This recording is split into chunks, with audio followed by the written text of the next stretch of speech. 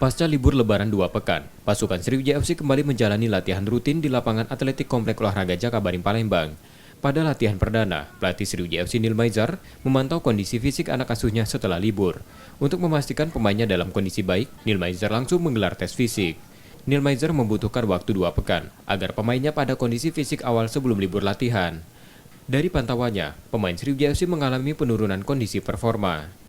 Memang sengaja kita bikin tes fisik kondisi awal 15 menit, 300 meter, 20 meter, 10 meter sampai 30 meter. Kondisinya nanti kita lihat, kita perbandingkan dengan sebelum dia pulang.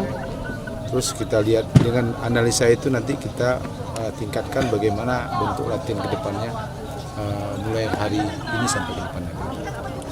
Oh, ini dalam 2 minggu ini harus dikembalikan karena dengan dia libur 2 minggu ini, tapi dengan latihan training di rumah masing-masing pasti ada penurunan sekitar 10% atau 20%. 20 pemain yang ikut dalam latihan awal ini, sementara 2 pemain lain, Rahel Radiansyah dan Taufik Hidayat, masih belum terlihat dalam latihan tersebut. Nur Muhammad, Kompas TV, Palembang.